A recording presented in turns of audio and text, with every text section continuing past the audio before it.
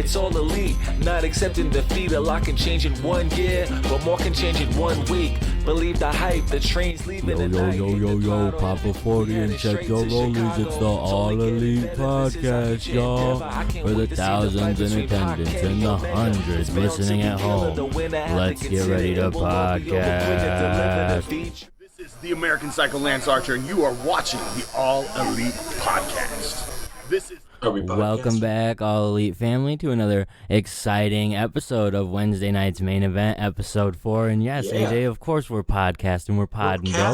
You heard me do the intro. We're here. We're fresh off another episode of AEW's Dynamite. An exciting episode, I think. AJ, let's just jump right into things. Dynamite just finishing, a pretty exciting ending. You were really into it. What are your feelings about Moxley and Pac?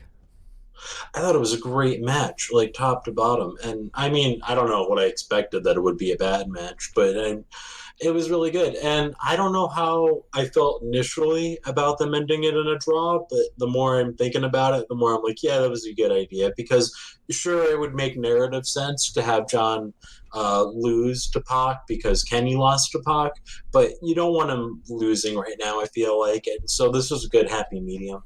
Yeah, and this was a perfect spot to do that draw, you know? I think that I started to feel it even before they started talking about the time and where the time limit was, but once they said 5 minutes, I was like, oh, this is where we're going. Like, and I had an idea that we're going to do the first draw here, and that worked out, like the way they did it. I think the only gripe I had with it was the every minute announcing 4 minutes, 3 minutes, 2 minutes, and I think that's something. I don't like that. I think they'll correct on that. I think that's something that they'll catch feedback on, and they won't do it like that. And I think that's my only gripe with it. Outside of that is just like, let's let it be like a big surprise. Maybe do the last 10 minutes and then the last minute even, and then you have like, oh shit, like it's time. I would do 20, 10, 5, 1. Yeah. See, I don't know, like 5 is I'm a little hazy on it just because that's when you're like, oh, okay, I think this is where we're going. Especially because I feel like it hasn't happened before, and we've gotten kind of close to TV time before, I'd have to say, you know what I mean? Maybe not like within the last minute or two, but definitely within the last 5, within the last 3-4 weeks, you know what I mean? So just based off of that, I think is my biggest, like, you had to know or have an idea just because we haven't really seen it done like this in previous weeks with the TV time remaining where they're like, oh, we have 3 minutes of TV left. Yeah, no, you're right. And to your point, when it's TV time remaining, you can kind of gauge that for yourself. So there is that whole part to it, Yeah, so I don't know. It wasn't, like I said, it wasn't the end of the world. It wasn't a terrible thing, but it left me feeling a little bit odd about it. And like I said, I had a good idea we were going to a draw. Otherwise, what a great match between these two guys. They put it all on the line and really impressed everyone, I'd have to say, you know? Yeah, what were your thoughts? The apron had me popping, dude. I freaked out for that. I thought he was going to do the Black Arrow at first, and I was like, no fucking way. Yeah, there was so many moments that I was like, holy crap, within this match and this show, really. I have to just say off the top, but we were wrong. I was especially wrong talking about, oh, this card doesn't look that good. Like, by the time the show was coming, I was like, yep, I'm going to look dumb. And then when it actually... To be fair... they didn't have the whole card announced going into Monday's episode of the podcast, so we didn't really know we were going to get Omega or Janela at all, and then we got them in a pretty sweet singles match, the tag, like there was just, and we'll go through the whole show, but just coming fresh off of the show, that Moxley and Pac segment, it was just pretty cool, and I think they're doing a good job at continuing to tell this story as well, like, once Mox is done with Omega, he can very easily go and fight Pac. The other thing I really liked about this was he came out and he hit him with the chair during his entrance because you don't have much time left. And I'm like, damn, they got to go through their entrances. And they fixed that real quick. They got the entrances out of the way. They also made it make more sense for it to be a shorter match because Moxley wouldn't have as much energy in him, as much to take out of him. And they still made it seem like Pac would have a much more viable reason to beat Moxley. You know what I mean? Yeah. It seemed more legitimate that way, and I appreciated that. And it was just a sweet setup. I think the main event of the show, they did a really good job. And I was kind of with you. I was like, man, we don't have a lot of time here. What are they gonna do? And I think that was a concern we had looking at a card for the first time with 6 matches and only 2 hours. We had to see how AEW would work with that, and I don't think they did a bad job. Yeah, no, not at all. I think they did a great job of packing in these matches with the time they had. Yeah, and let's just talk about Dynamite as a whole. Let's jump to the very beginning. We open up AEW's Dynamite with Private Party going up against the Lucha Brothers. Neither team gets an entrance. We're just right to the action. I honestly thought I was like missing something or something went wrong. But no, we're right to the action. These two are going at it, and what an incredible match between both teams. Private Party looking like $1,000,000. Private Party essentially looking like they would have had the victory if it wasn't for the fact of they had the wrong man. They hit Phoenix. They hit Phoenix with their finisher, and Pentagon Jr. was the legal man, so they couldn't finish it off there. And Pentagon ends up essentially breaking a comeback off of that, and that's how the Lucha Brothers pick up the victory.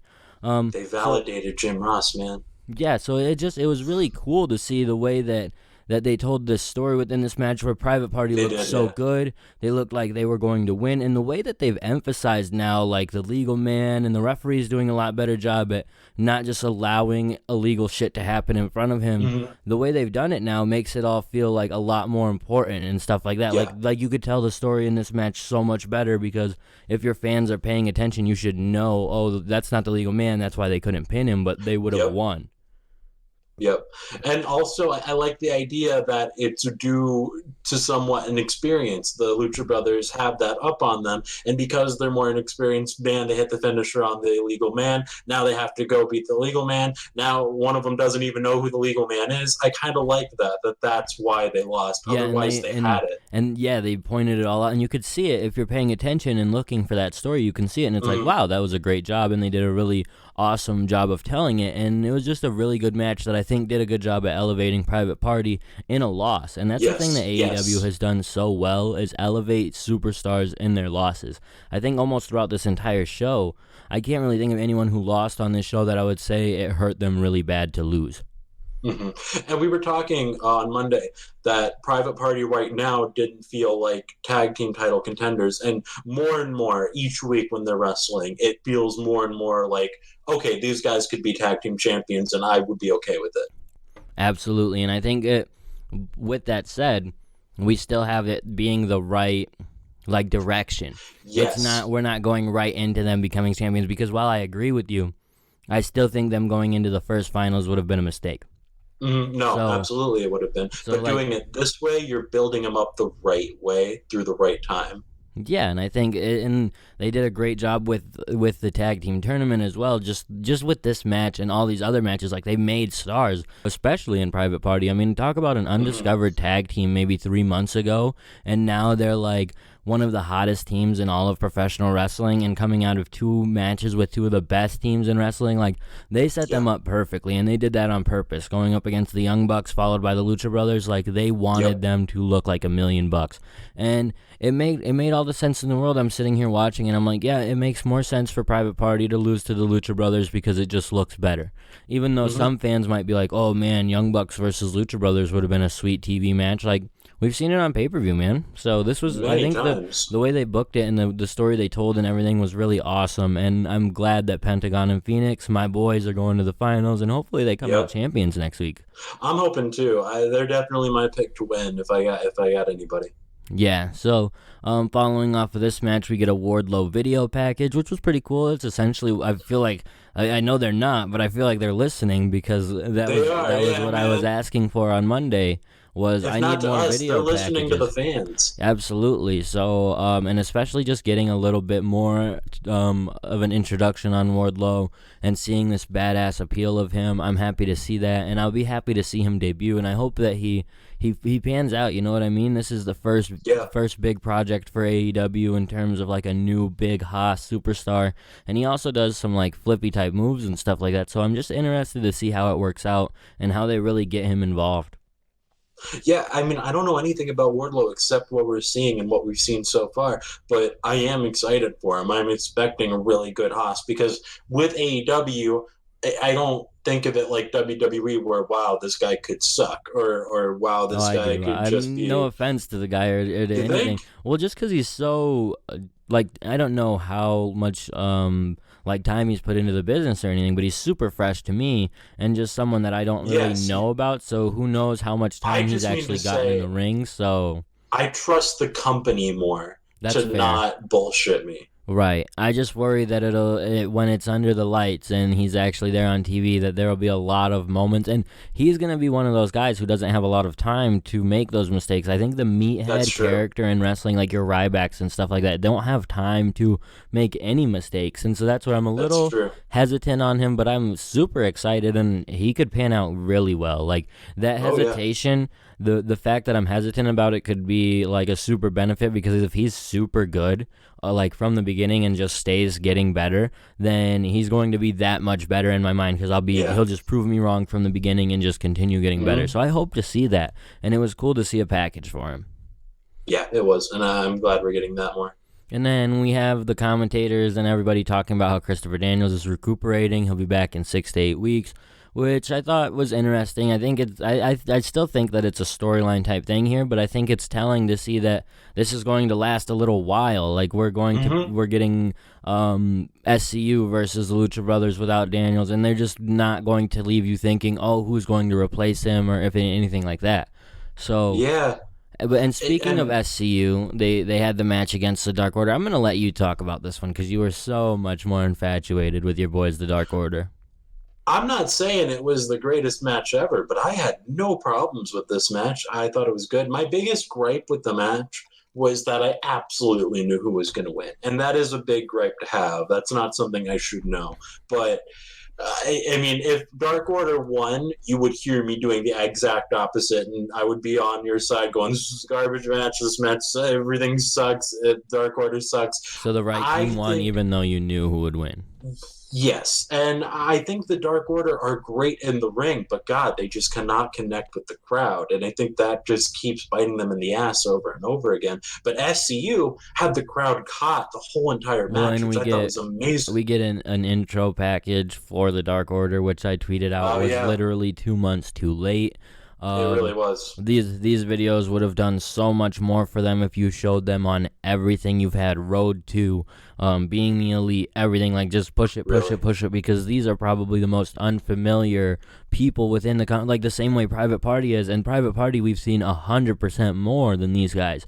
So in that circumstance, I just really wasn't interested. Coming right off of that awesome tag team match, I just wasn't interested. Like, there really wasn't a lot. Like, the Dark Order just doesn't drag me in. By about halfway through this match, I was into the match. I was really excited. But really in the beginning, I was like, and with Jericho and them coming in through the crowd, a lot of people were complaining about this. That didn't help the look or the aesthetic of the match at all, because it wasn't until then that something really started happening, which, I don't know. I don't know how I feel about that. I think, wouldn't it be better if you switched this match with the Young Bucks and Best Friends and have them come out during that match? Yeah, I have to agree 100%. It tells a little bit more of a storyline sense. Like, the SCU relationship with everyone does make sense. So if you know, you know. But there are people who don't, you know? So it's a little bit more confusing of, like, why does the Inner Circle have a problem with these guys? They've never talked to them.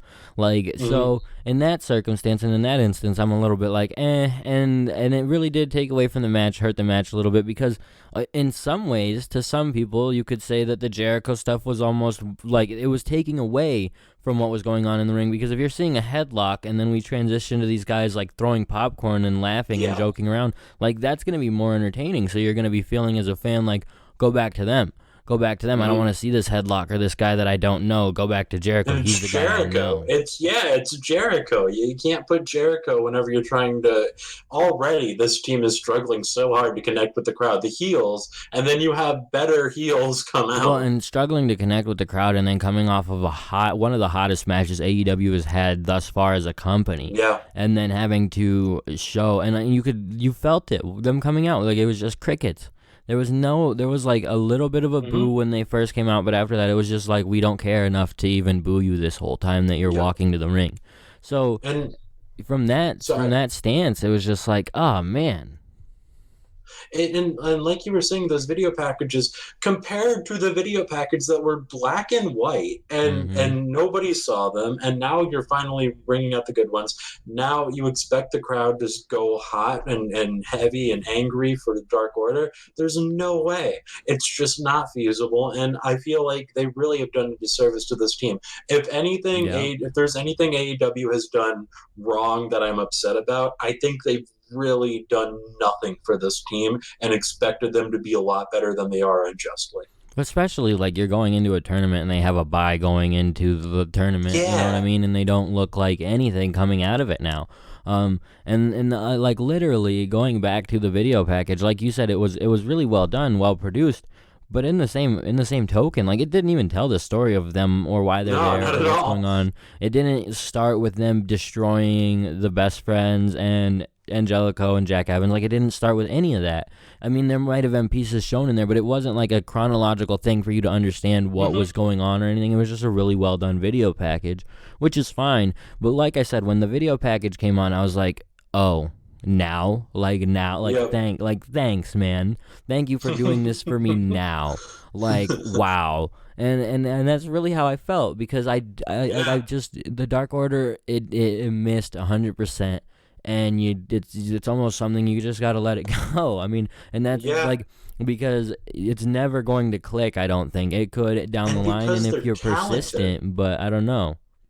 And I feel like if you don't get them out of this, you have two. Because my gripe is with all that, it's not the match. The match was great because they're great wrestlers. And so if you don't get them out of this soon, they're going to be dead in the water for I don't know how long. Because Stu Grayson is a beast. And no, not taken away from Evil Uno, he's good. But I would love it a lot more if Stu Grayson was singles and Evil Uno was just managing him or something. I don't really know what I would do with the Dark Order, but what I do know I don't either. is this match was cursed on the placement as well. Like I said, coming off of that tag team match, and I agree with you 100%. Like replace it with the Young Bucks match, flip it around, and everything feels a lot more like paced out and better done. Getting the 2 tournament matches out of the way first, it was something that we complained about probably on Monday, saying that we did not want these tournament matches to feel treated less than just a random Young Bucks match, and lo and behold, that's what we got. And it was okay, because that first match especially was so hyped, but I think that you should have put the Young Bucks match in between them, like, just because of the nature of that match was so hyped. The beginning of this one was impossible for me to get into because of how hype that match was, and we didn't take really any time to get into it because there wasn't even entrances for them. It was just 20 pure minutes of flips and kicks and crazy shit and cool spots and things that you were just excited for. So in that nature, it was disappointing. But SCU looked great. By the end of the match, they were hitting everything perfect. It was nothing like last week. So in that token, I was so excited. Scorpio Sky looked like $1,000,000 like he always does. So that was cool. And it was cool to see SCU get the pin over the Dark Order. But this match probably went a little too long, too. They went a whole 14 minutes for this. They probably could have went 10. Especially on a show where we felt like some things might have been rushed. And I think doing this 10 would have also done it a lot better. You would have been able to get this to a faster pace a lot quicker. Yeah, exactly. So this just essentially sets the finals for Lucha Brothers versus SCU. Another thing I thought was kind of weird was Jim Ross in the beginning of the match saying, "Well, if we have a draw, then I guess the Lucha Brothers are our champions." And I was like, that I thought the same exact thing. It's like why would you even put that in their heads? But yeah, anyways, that's one of our highlight Jim Ross notables. We'll probably have a couple more. Charleston, you don't got a match anymore. Yeah, so whatever. It was. I mean, I get what he's saying, but it's just like, duh. Yeah. From there, we get Kenny Omega versus Joey Janela, which to me was so exciting. I didn't Amazing. This morning I read Janela versus Jack Evans, and I was like, okay, cool, that's cool. I'm gonna hopefully see Janela pick up a victory on TV. That was my main concern with that, and I figured it would be a pretty good match. And then later on, I see it turned into Kenny Omega versus Joey Janela for TV. And they went 13 and a half minutes. Janela got a ton of shit in. He looked great. So good. He looked like he didn't miss like anything in terms of like really fucking anything up. He looked like $1,000,000. What a match. What a showing for Janela. I was so excited for him to finally get this. And they did give him a little bit of a highlight video during his entrance, talking about his match with Omega and his match with Pac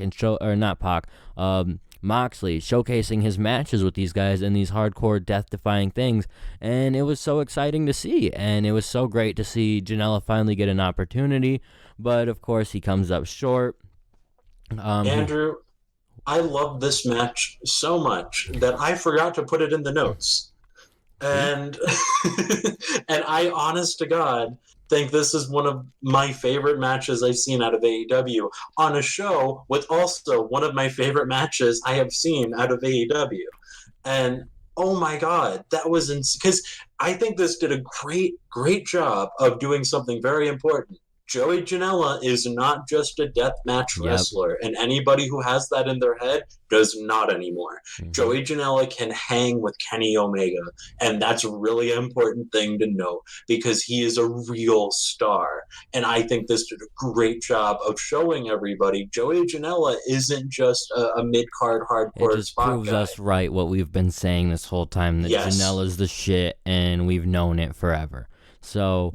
to all you little knuckleheaded geeks and you Jim Cornette marks out there who want to say that Janela doesn't got it, I'm sure you'll pick apart any little headlock or punch Janela throws wrong in this match. But what a match from Janela. And obviously working out there with someone like Omega, you're going to have the opportunity to have a match like this. Like, Omega's not going to have bad matches, especially with someone of Janela's quality, but Janela still brought it, and we'll get into AEW's Dark at the end of this show, but Janela has had a good showing all week, and since his first match with Omega, so, but this was a good match for Janela despite losing. The only thing I think they really messed up was I think Omega was, like, going to do the little handshake, like, great match kid thing at the end of the match, and instead we cut to some hype video for Full Gear, so that was super cool, dude.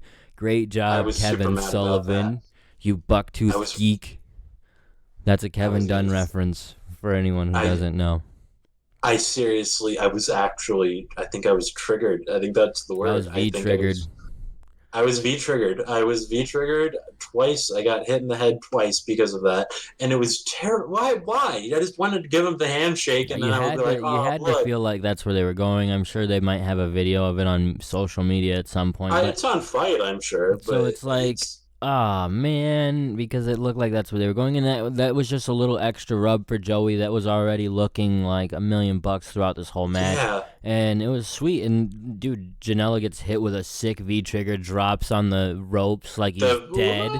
And Omega, you could see it almost in Omega's head, like, what the fuck, I gotta pull you up to finish you, brother. Like, he pulls him up, hits him with the one-winged angel, and finishes it. And in my head, I'm like, I know that Janela would never kick out of the one-winged angel, but how sick would that have been? Of all people, like, of all times on a random episode of Dynamite. Like, because no one kicks out of it, so if it was just one time, and for one person, like, it took him doing it on the chair last week, and then this week he hits it, kicks out, and then just hits it one more time right after. Like, I know it's a little bit crazy, but the way that they've built up the that would move, be great. No, fuck that crazy. It's awesome. They spent the whole match with Jim Ross, and I'm probably going to shit on Jim Ross plenty more, maybe even on this episode, but I will give him his credit where it is due. Yes. He made Janela sound like $1 million in this match. Yep. He made him sound like a future star. He put him over hard. He made him sound like more than Omega because his focus was all on making Janela the star because he already knew Omega was a star, and this is what Jim Ross is here for.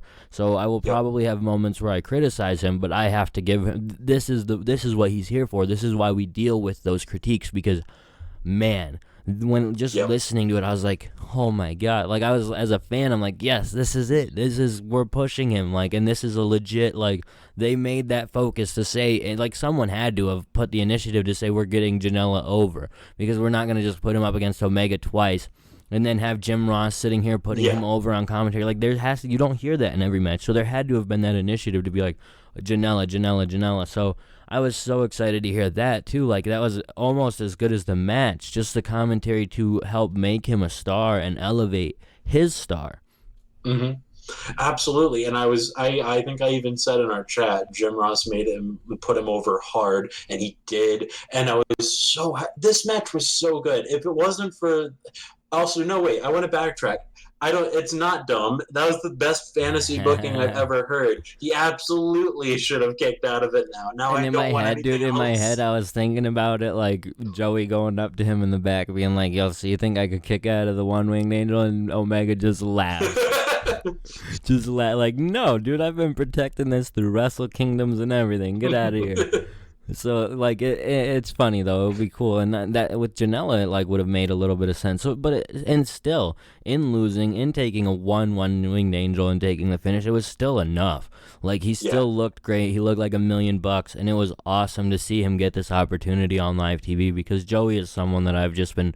Like we've been waiting for this for him for so long, and he's getting it like you said in the terms of this matchup, he's getting a chance to show he can just wrestle, and he's doing it in a great way, like a great way. It's it's awesome. It's cool to see him just continue to do this, and I'm excited to see where he goes next because now they're starting to set the tone for him, and I have to imagine there's got to be at least a promo in line for him.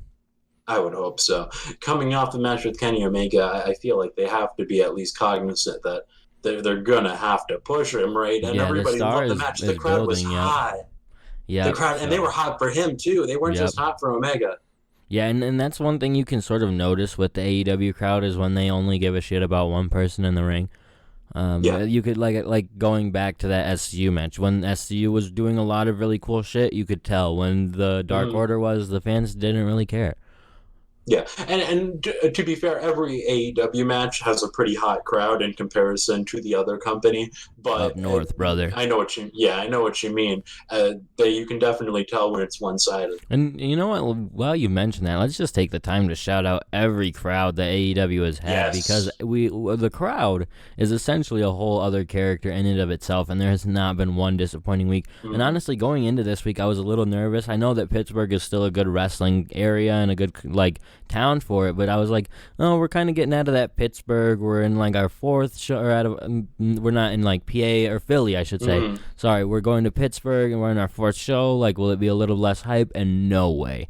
The crowd was totally into it. So, and another thing that they were totally into was Cody Rhodes' interview with Tony Schiavone. He comes out. He's supposed to make some epic announcement, which we never get the announcement because Chris Jericho is too busy blowing his air horns with the Inner Circle, and we finally have an understanding of why the Inner Circle showed up with their tickets and were up there. It was to interrupt Cody's big announcement, which was great. It was a really interesting and funny segment, I think, and they did a good job with it overall.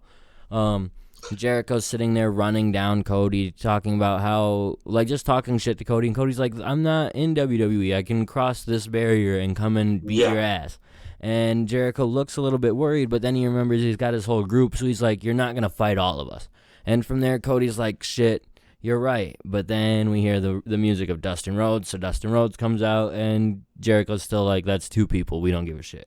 And they're like, oh, 2 people, you say? And from there, of course, our boy MJF comes out. And then they're like, well, you still don't have the numbers.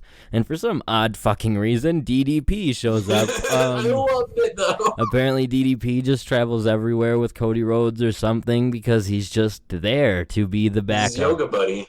Which makes the combined age of Cody's team 400 or something between Dustin and DDP. I mean, it was a cool moment. Bully DDP. It was a cool moment. They actually end up going up through the crowd, breaking into the room where Cody locked him in the Inner Circle in, which was really cool. It was a really cool moment. MJF scarf just. Yep. So badass. Cody looks like a badass. They beat up the Inner Circle before finally security comes and separates them in the middle of the arena, essentially the concession area, which was awesome for fans because this is like a throwback to the old WWF days where you would see actual fighting in the concessions or things like that. And that's the kind of stuff I think you'd like to see from the Attitude Era more than your puppies and bra and panties matches. Is more so brawling in the concessions where fans can literally be right there. You never know if you're at the concessions at the right time. Just buying a shirt, buying your Dippin' Dots, and Jericho's stealing them. Exactly. I think Jericho has an amazing talent of doing one thing in particular, and that's turning very funny segments into very serious, exciting segments. Even the Kevin Owens one where the list, and he got hit with it. That was hilarious, and it was silly, and it was over the top, and then it immediately becomes serious and badass and insane. And Jericho is a master at playing a crowd that way. Yes. And it was just a cool segment, I think. And Jericho did a good job at just... And I think at one point, even, Cody got Jericho because when Cody said something about how I'm not... This isn't WWE. There's no invisible wall here. They cut to Jericho, and Jericho's, smiling. So you could tell he was like, oh, shit. You got me in a corner with my promo, brother. It's like you could see like the war of words between these two essentially happening on television, and it was so cool to see. And neither man did a bad job, and it was literally from all showcase, like every cut to the Inner Circle, like Sammy and LAX, and despite it taking away from some of the matches and some, like, they figured it out during the Cody match to go picture in picture at least. Mm-hmm. Or yeah, no, they did. The Kenny match, I should say. The Kenny match. They figured out to go picture in picture at least, as opposed to the tag team match. But like, it was so well done, and it was well done by Cody and Kenny, and everyone did their part and did it so well. So, and Diamond didn't have to kill anyone to look like, like in maybe in another company we would be talking about how Diamond Dallas Page destroyed LAX single-handedly. So and that's for the better. So it was cool to see, and I don't know what happened to the Inner Circle. They were talking about how they still had their tickets, but did we see them again? No, I don't think we did. I think that was last of them. I think they were just beat, so they ran off. But yeah, I guess they should have had followed up on that in some way. Well, it was just like, because Jericho was very adamant. He was like, I still have my tickets. I'm not leaving. Yeah. And then they left. So, oh well. From there, we cut to the Young Bucks facing the Best Friends, and this was pretty interesting. It was a good match, nonetheless, like the Young Bucks. I don't know, what were your thoughts on this match? This was one that I didn't really have a lot of feeling for because, like I said, we just come off of an exciting segment. This was a good match. Like, the Young Bucks looked great, the Best Friends looked great. Yeah. But it meant nothing, essentially, outside of the announcement after. Especially because it's another match where it's like, oh man, the Best Friends are totally going to win. Like, you know who's going to come out in this, and it wouldn't make sense for anybody but the Bucks to win, and lo and behold, they do. And unless you do like the WWE style of a run-in, you know?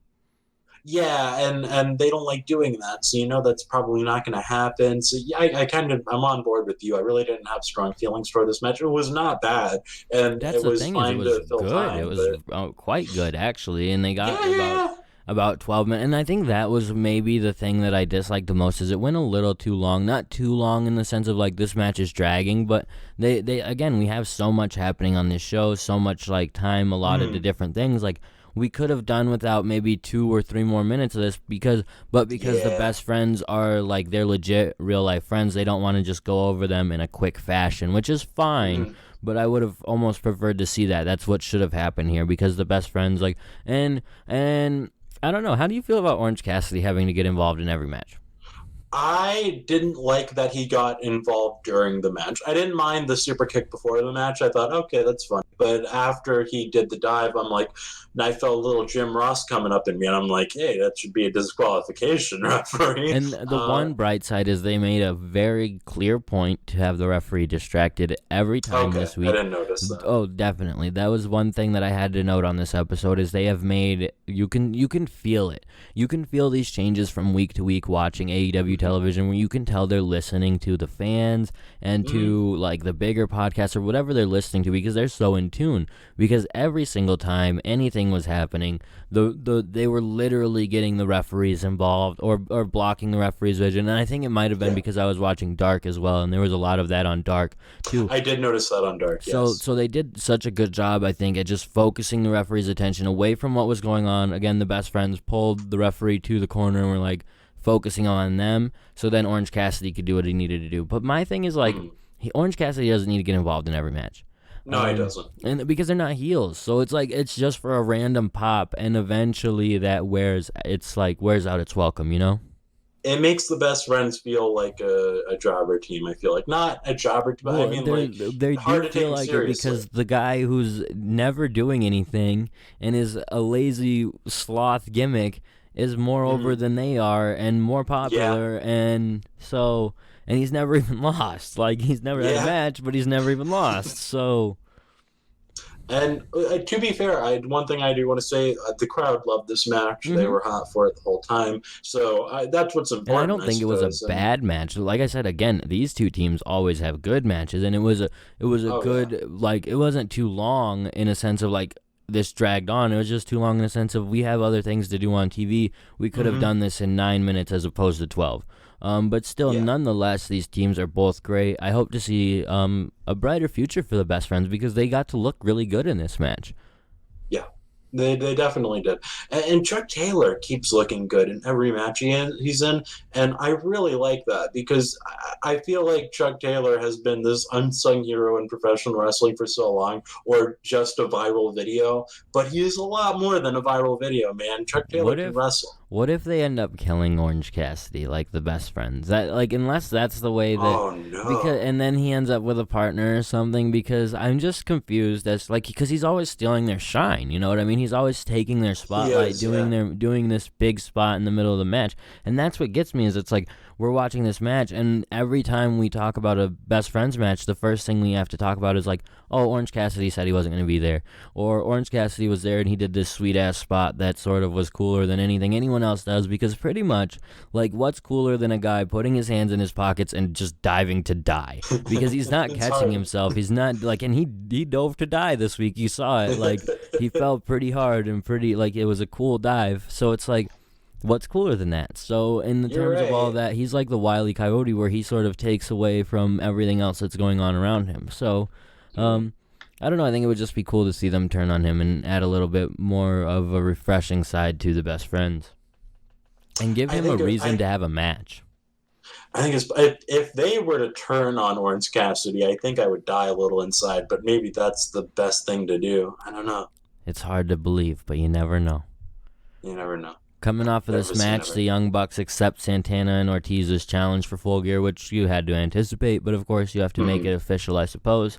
And so it's official, and the Bucks are set to face them at Full Gear, which should be a fantastic match. That's one I don't know if has ever happened. I'm sure maybe on some random independent or a WrestleMania independent. I don't know. But LAX just sort of started to really blow up in that scene in the last couple years, especially when the Young Bucks were sort of signed exclusively to ROH and New Japan. So I would have to take a look on the internet, or maybe one of our listeners would know, but I definitely don't know if it's happened. Excited. If it has happened, like you said, it was so minute that I'm not sure how much it matters in comparison to what they're going to do at Full Gear. Yeah.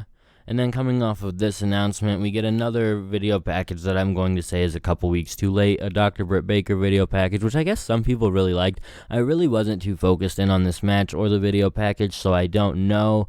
Apparently Jamie Hayter looked really good, though. Britt Baker also looked a lot better than normal. Not really having too many bumpy spots within this match. The one thing I will say is she just needs to take the sling blade out of her moveset, please. I because agree. When you're watching on the same exact show, Pentagon pull off the nastiest sling blades where he is ripping people's heads off and dropping them onto the mat. Like, I dare you, pay attention. If you're a listener or anybody, watch when you see Pentagon do it and then you see her do it, you're gonna be like, oh.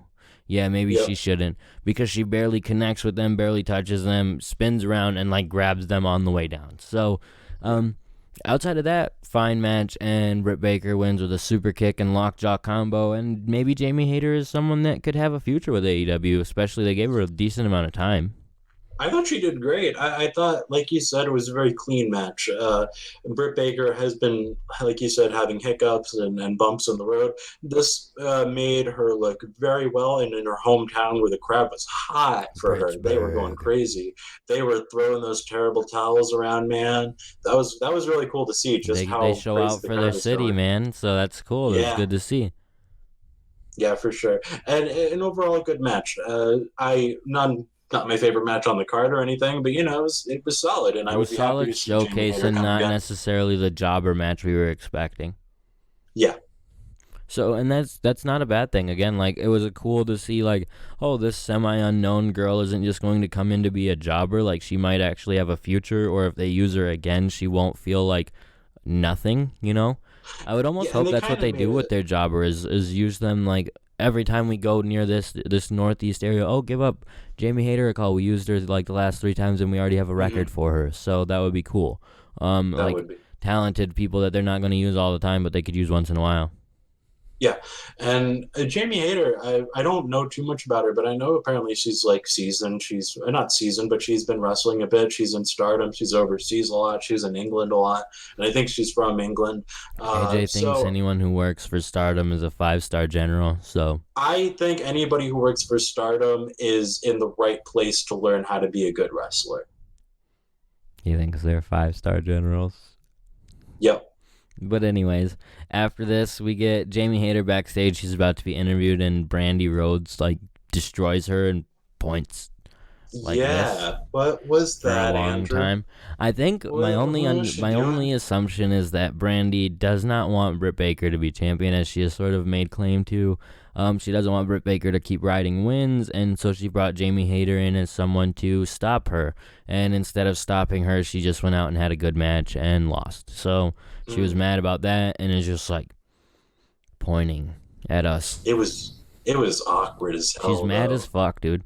She's mad. She got pissed. She's mad, but it was just the pointing at the other woman. Interviewer, whose name yep. I can't remember her name, but it was awkward. I don't know. I feel like, okay, I'm sure next week they're gonna They'll expand on it. Yeah, they'll expand on it. But right now, I'm just like, what the hell? That's the Brandy Rhodes thing, though, is it takes a little time for them to... But, and especially, like, is Brandy now officially, like, bad? And, so I have to agree. It's just like, what the hell? And it's one of those, we'll wait and see. And so far, we haven't had to wait and see and really been too disappointed outside of Hangman. Yeah. And Aja Kong never got delivered. But Just wait and see, bro. Following this attack, we finally set up Jon Moxley versus Pac. Moxley makes his way to the ring and is smacked in the back of the head by Pac with the chair, a la Omega, because everything that happens to Kenny must happen to Moxley. And like, yes. How beautiful! Like, it's not forced, and I say it almost as if I'm looking at it as if it's forced. But it's so, like, if you look at it really from us, like, it's organic and beautiful and like cool. And so Moxley continues to get beat down by Pac. They are like, are you going to wrestle this match? And Moxley decides to fight. So yeah. And I think I love this match because it wasn't just like, oh, let's just throw them together because he betrayed him. Pac feels like he's been betrayed on multiple levels. Like, I was your partner. I filled in for you. You fucked me over. What the hell? He hasn't done anything to deserve anything Jon Moxley's done to him, really. And so I thought it was really good because you have Pac, who really doesn't like this dude at this point. Yeah, and we'll jump into it in Dark when we talk about Dark briefly here in a minute. Yeah. But like he cut a promo on it too, and sort of got a chance to explain that and talk about that. And they did a good job at showcasing it through the match. And both guys had a good match. And like you said, he didn't just come out and destroy him before the match for no reason, or just because he's an evil guy, or just because it was just because he did it to Omega. Like, no, you fucked me, so now I'm going to fuck you back, and I'm going to show you, and I'm not going to give you that upper hand that I gave you last week by dropping Omega. I'm going to drop you the same way, so now you and him are on the same exact playing field. And so Pac, and the way they told it was so well done, and we really talked about this for quite a bit at the beginning of the show, so we don't have to harp on it too long, but it's cool, and it was a great match, and it was 12 minutes long, so it wasn't even like a 15-minute like draw. And I think that's the cool thing about what they're doing with the TV time remaining, is by having that, you don't have to have a 30-minute classic to have someone end up with a draw. It could be a 12-minute match, and now each guy has a draw on their record, and it's not too bad, but Pac is no longer riding all these wins, and that's how you have a guy take some losses and not look like shit. And that like Pac was someone you could say, oh, he should definitely be a champion contender. Now he's like, he doesn't have to be. You know what I mean? It's like, it makes more sense that he's not now, I guess is what I'm trying to say. And they've done it without making him look like he can't be again in a month. Like, they've brought him down a level, but you can easily bring him right back up without any issue. And that is something special within AEW. That's not... We haven't seen that in wrestling. Like, maybe in New Japan, I'll give them that. But otherwise... So a good way to end the show. I don't really have too many gripes with the show. No, it was good. Yeah, I mean, and weird that it was almost better than last week's show, despite last week's card looking way more stacked. And I'm going to be honest, I was having a very shitty time before this show, and now I'm just happy and over the moon, and I'm like, man, life sure is good now that AEW is on TV, which sounds ridiculous to say, and like I'm a big shill. It's cool to have wrestling be something to make you excited and sort of take your mind off of the bullshit. That's I think that's what got everybody into wrestling. Anyone who's listening to this, definitely, like, putting the time to listen to a wrestling podcast, it has to be because you find joy from wrestling. So that's a relatable feeling for me too. I'm not like going into because I watched Dark right before Dynamite, and I was kind of like, I'm not too excited about watching this. But by the time I was just getting into Dark, I was like, this is great. And then Dynamite starts, and it was a great card, and I'm like, this is awesome. This is why Wednesdays are so exciting and so fun, because I'm right there with you. So, and like I said, I was watching Dark before, so let's go ahead and quickly talk about this week's episode of Dark. We had Janela versus Brandon Cutler. Janela goes over in that one. I thought this match was pretty good. It wasn't the best. I think that Cutler, he's rusty or something. Like, he's just, like, Janela's good, but he's not good enough to elevate someone who's just not that good. And I hate to be that guy, to be like, Cutler's not that good, because maybe he's good with the right opponent or he can be better, but there was a lot in this that you seem like their timing was way off. You can tell that Janela is someone who has worked, like, 4 or 5 nights a week for the last however many years, and Cutler has worked when he can get a spot on a Young Bucks show. Yep. Which, that sucks for him. He maybe should have done a little bit more, like independent dates, because it would have benefited him a lot.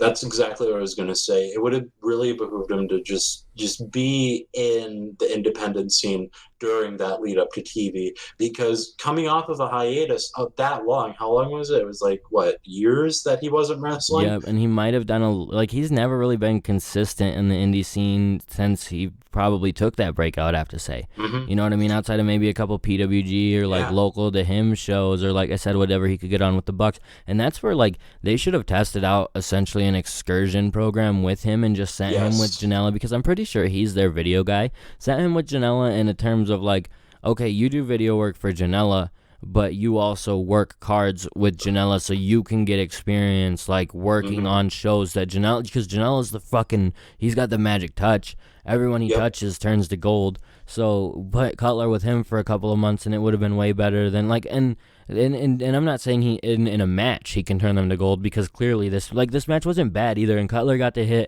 he hit one move. I took a gif of it and threw it on Twitter because it was so cool, some innovative DDT or tilt-a-whirl DDT thing. I don't know how to explain it, but it was cool. Oh, I know. And I'd sort of seen him leading up to it. He showed something, because he did do some indies leading up to AEW. And in one of them, he did this move on Luchasaurus, and it looked not good, but not bad. When he did it on Joey, it almost looked like a botch, but when you watch it again, you're like, holy shit, that was so smooth. It was wicked.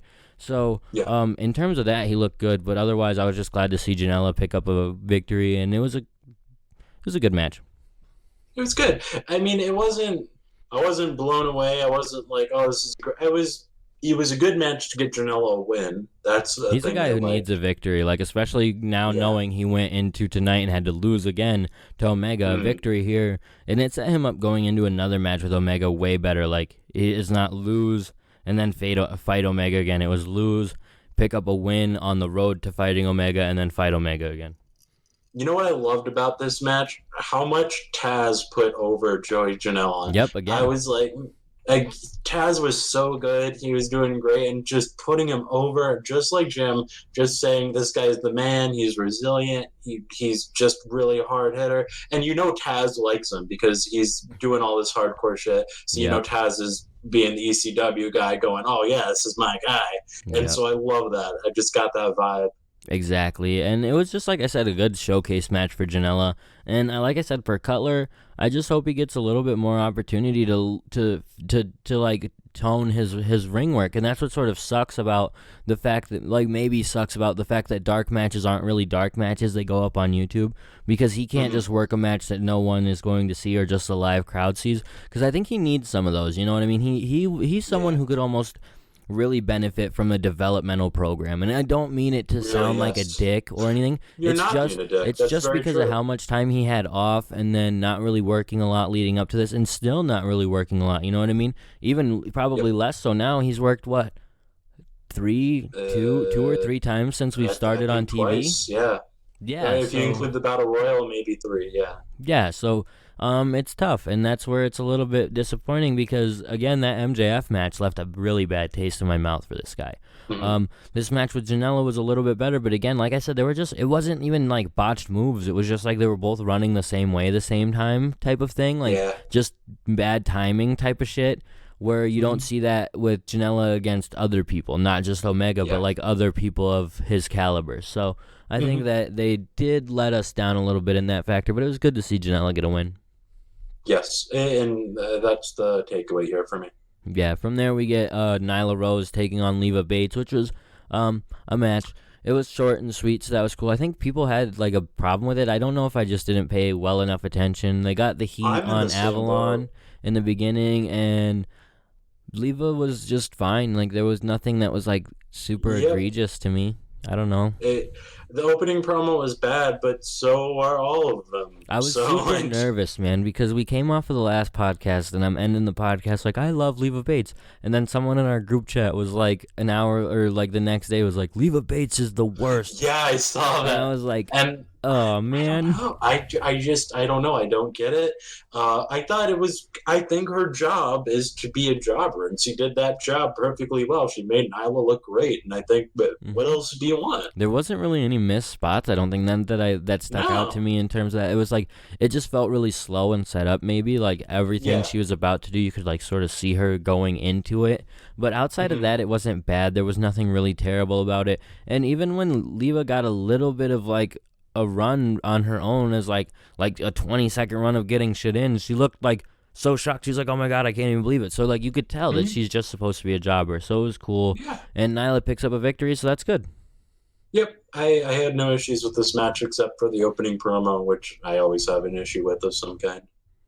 And I will, I guess, just say that, like I said, maybe we're just missing it. Maybe we don't realize, because, again, I'm saying there were a lot of people who were like, this match is awful. Leva Bates has been wrestling forever, and she's not good. Because there were a lot, like, there were some, again, sort of like the first match, where there were moments where things were just out of place, like running the same, like, again, like the only way I could put it is two wrestlers running the same direction when they're supposed to be fighting each other. So in terms of that, there was a little bit of miscommunication, but I don't know. I like Leva Bates still. I like her too. I don't have an issue with her. Haters gonna hate on the librarian. Haters gonna hate, I guess. The librarian's a bad gimmick. I don't think Leva Bates or Peter Avalon. She's doing, and it's bad gimmick, but they're both doing well at their position in it. Like, he's the heat, and she's like trying to be a face about it and stuff. And I wish she did better at that. I wish she just like took the mic for a little longer than saying I'm sorry. That's my biggest gripe with those promos. But we're not gonna waste all day on the librarian, because I'm sure we've already talked long enough. And then I guess the last match we're going to talk about is the 8-man featuring Cody and Dustin Rhodes and the Young Bucks taking on Sema, T-Hawk, and Private Party. Another pretty good match that was really fun and interesting. An 8-man tag where everybody really got to shine a little bit and no one really looked too bad. And they were able to finish it off with like a pretty cool sequence with, what was it? The Rhodes brothers are looking to do the Shattered Dreams on Sema and T-Hawk. And Private Party goes to cut them off, but then all four of the brothers, the Rhodes and the Young Bucks, hit a super kick on Private Party, so a quadruple super kick on Private Party. Then they set Private Party up for the same exact thing and hit a quadruple Shattered Dreams, and then Dustin hits the final reckoning for the win. So Dustin finally gets to pick up a pin. The Private Party doesn't lose because they weren't the ones who take the fall. All in all, a great, like, not great, but I think good, like, 8-man. It was good. Yeah, it was a really good. It was good 8-man, and it was just fun to watch. I think that's the biggest takeaway. I understand Private Party not winning because Dustin's record would be terrible, but Dustin's record, I feel like, is kind of allowed to be terrible because he's not really here to go and win the title or whatever. But I don't know. I think in a sense it's to be careful with Cody and the Bucks record. Like, you can only, like, if you're not thinking out every single match from now until the end of the year, essentially, you can only add on so many losses to those guys. Otherwise, you're going to run into a wall where you're like, man, I really want them to lose, but they're already, like, 5-5. I can't do it. So, in terms of that, I think it was fine. And, again, Private Party doesn't really... It does hurt a little bit to see Private Party take, like, 2 losses on their record in 1 week, you know what I mean? Yeah. In terms of wins and losses and things like that, I think next episode, me and you should sort of do our own little top 5 of tag teams and top 5 of singles and top 5 of women and just sort of go back and forth, like, this is who I think is number 5, like, something like that, where we can look at the wins and losses and say where we really think, like, these types of things do hurt Private Party or maybe not, you know what I mean? So, I think it's just... like, interesting and something to keep an eye on, like 2 losses for Private Party in 1 week. Yeah. And not just that, I think it may have hurt them a little losing going into a tournament match. That's the thing I didn't really like. But I understand To a team it. that's no longer in the tournament. Yeah. Yeah, and I understand, but I don't know. Yeah, like they didn't Maybe take the Private fall, Party but didn't still a need to be little. in that. Like it would have helped them more. Yeah, and I think you're probably right. They just didn't need to be in it because it would have helped them a lot more going in to say, oh, we beat the Young Bucks, and then Mark Quinn got a pin on Dustin Rhodes, so they're just riding a super high going into this, as opposed to, well, they lost in an 8-man that we probably just won't talk about during this tag team match. So, Yeah. And like them not having the entrance at the beginning of the show was fine, but now we're 2 losses in 1 week. You didn't get an entrance. You didn't really get anything to shine. Like we gotta follow up with them almost next week immediately to have something good. Otherwise, that heat that we did build with a win over the Bucks can quickly diminish because they're so new. You know what I mean? Yes. I'm not saying that they're bad or anything. It's just like with a new, fresh team, you can only suffer so many losses and things like that in a row before you lose that heat. Like take Jungle Boy for example. He's someone that like he'd still be popular and stuff, but without Luchasaurus and with all those losses now, he doesn't feel as like, oh my Not god, at all. you know? Yeah. No, you're dead on with that.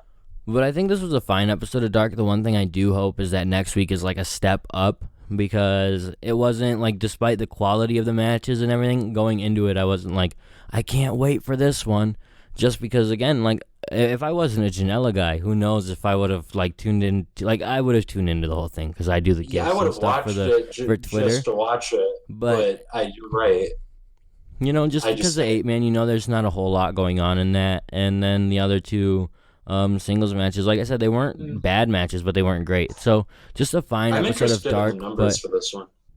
Dude, the thing about this one is it was like, it wasn't bad, but it was significantly lower than previous weeks. Where previous weeks by this time it was already at like 6, 7, 800,000, and that's essentially its peak.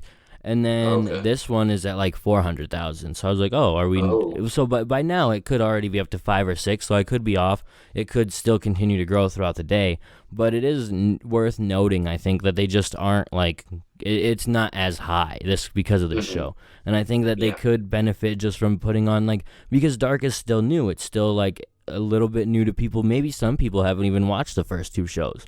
Because of that, I think that they shouldn't have had the third one feel like what I guess we just thought the show would be in the beginning. Which is, if this is what the show is, that's fine. But it felt like something different the first 2 weeks. You know? I agree. Yeah, no, I totally agree. Felt like something special that you gotta watch, and this just felt like, oh, you can miss it. Yeah, and I'm really not too sure if we have anything announced for this week's episode of Dark. I want to say there was one match, but I didn't really catch what it was. It featured Jack Evans because, it was Jimmy Havoc versus Darby Allin versus Jack Evans in a triple threat for Dark. So that's cool, a good Dark match. But again, Darby and Jimmy in triple threats and Darby versus Jimmy, like, it's weird. Yeah, we've seen it, but I don't know. I don't mean it in a bad way. I'm just like, it's strange. No, I get what you mean. We've seen it, but I don't know. That's still I'll tune in for it. I was absolutely. gonna anyways. But well, Darby's someone that I'll tune in for regardless. So there is that, and that's the beneficial thing. It's just like, it didn't need to be a triple threat. Like, you could have just done Darby versus Jack or Jimmy versus Jack, and that would have been fine. That would have been better even. Yeah.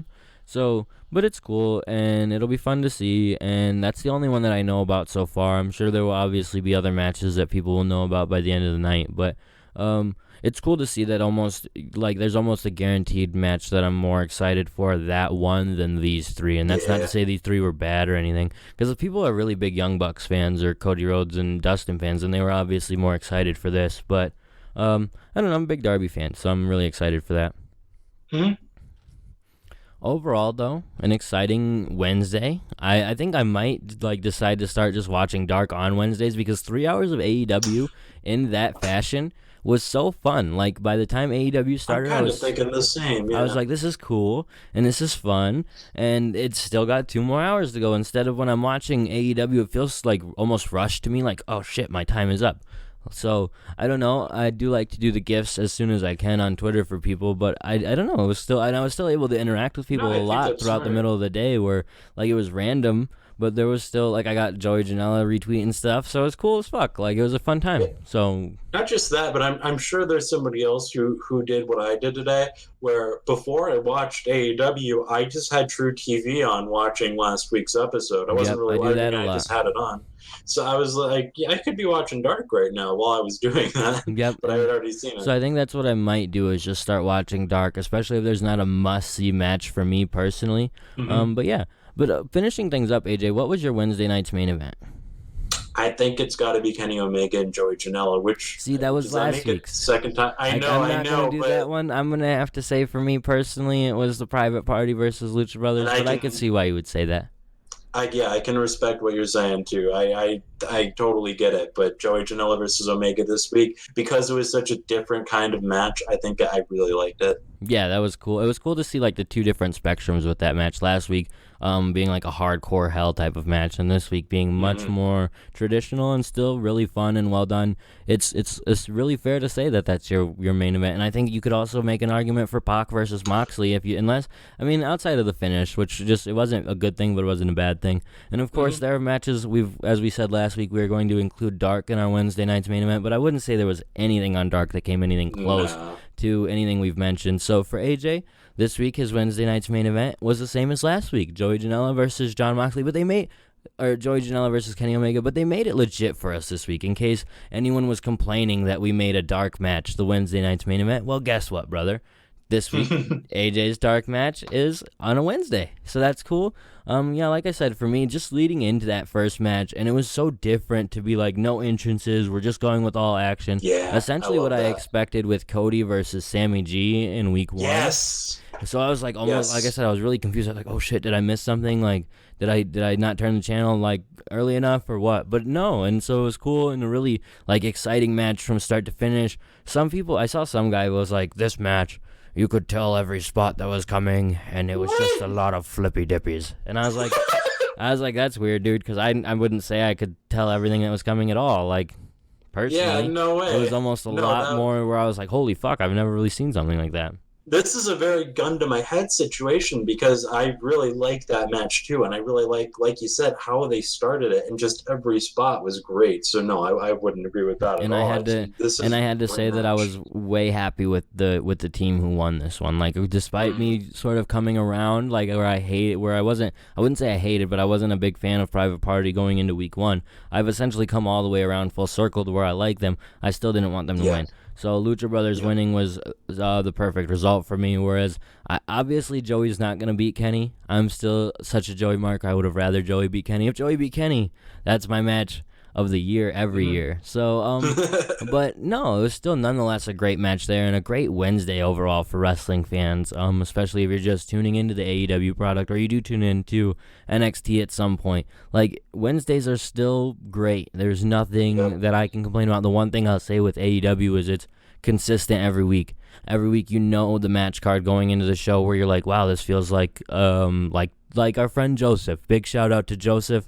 Like he says, this felt like a takeover quality card. Last week he said the exact same thing. Why are they doing a takeover quality card? Guess what? AEW's roster is just full of takeover quality cards, brother. And I bet you next week is along the same terms of quality, because they just do it. And until I'm proven wrong, and there's weeks, I'm not saying a week, I'm saying weeks in a row where they failed to provide that, I'm not going to hear it, because this shit has been great.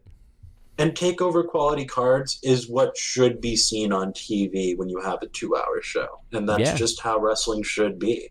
Yeah, and I don't know really what's on NXT these days. I actually think that there was some exciting things on tonight. Oh, yeah. But outside of that, you're not really getting a lot of announced stuff beforehand, where AEW, like everything we see, we knew it. And that's the one thing we talked about leading into AEW that we wanted, was these set-up match cards, and we've gotten it. And every week I'm like, I love it.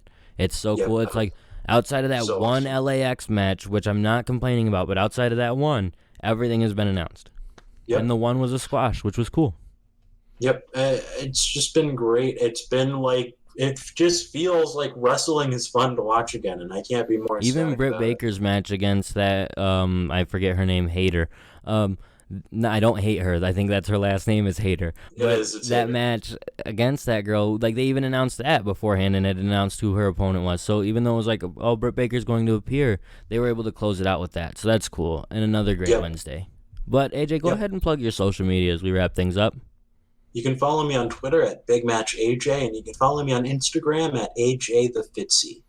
And as always, you can follow the podcast on Twitter at All Elite Podcast. You can follow us on Instagram at All Elite Everything. You can chat with us on Discord at discord.io/All Elite Podcast. And you can find us on Facebook at facebook.com/All Elite Pod. You can always follow my boy, our co-host who never shows up, Philip Domino at Philip Domino on Twitter. You can follow me on Twitter at All Elite Andy. Big shout out to all of our listeners who tune in every week. Shout out to our boy Michael, who I know tunes in. Shout out to all of my friends and family who tune in.